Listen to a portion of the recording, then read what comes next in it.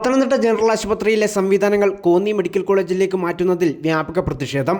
UDF മണ്ഡലം കമ്മിറ്റിയും BJP മണ്ഡലം കമ്മിറ്റിയും പത്തനംതിട്ട ജനറൽ ആശുപത്രി പടിക്കലേക്ക് പ്രതിഷേധ മാർച്ച് നടത്തി. പ്രതിഷേധ മാർച്ചുകൾ ആശുപത്രിക്ക് മുൻപിൽ പോലീസ് തടഞ്ഞു.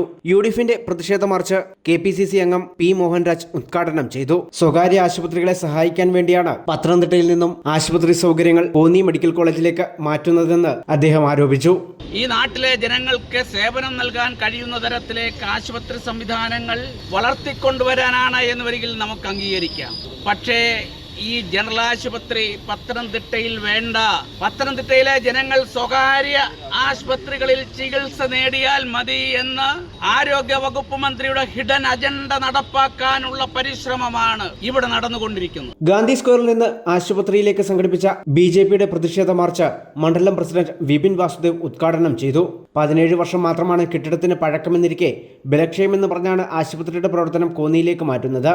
ചുരുങ്ങിയ വർഷം കൊണ്ട് കെട്ടിടത്തിന് എങ്ങനെ ബലക്ഷയം വന്നുവെന്ന് നഗരസഭയും ആരോഗ്യമന്ത്രിയും വ്യക്തമാക്കണമെന്ന് അദ്ദേഹം ആവശ്യപ്പെട്ടു.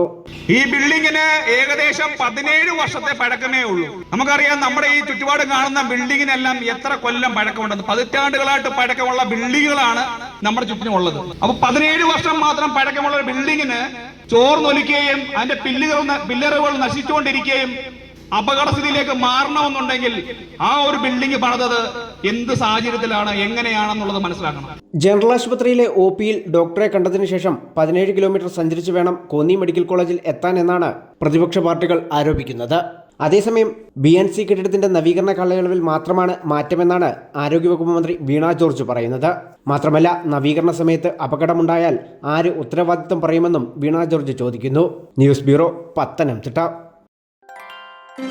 അമ്മച്ചി വിശക്കുന്നു. നീ കുഞ്ഞിന് എന്തെങ്കിലും എടുത്തു കൊടുത്തേ. എടാ ജോർജുട്ടിയെ, നിനക്ക് അവള് വായിക്ക് രുചിയാവണം എല്ലാം വെച്ചുണ്ടാക്കി തരുവോടാ? അതെല്ലാം പറഞ്ഞില്ലാടി, എല്ലാം വെച്ചു കൊടുക്കും. പക്ഷേ അമേരിക്കൻ സ്റ്റൈലായിരിക്കുന്നേ ഉള്ളൂ. അമ്മച്ചി, ഇന്നത്തെ പാചകം എന്റെ വകയാ. കരിമസാല ഞാൻ കൊണ്ടുവന്നിട്ടുണ്ട്. കഴിച്ചു നോക്കിയിട്ട് പറയണേ കൊള്ളാമോ ഇല്ലെന്ന്.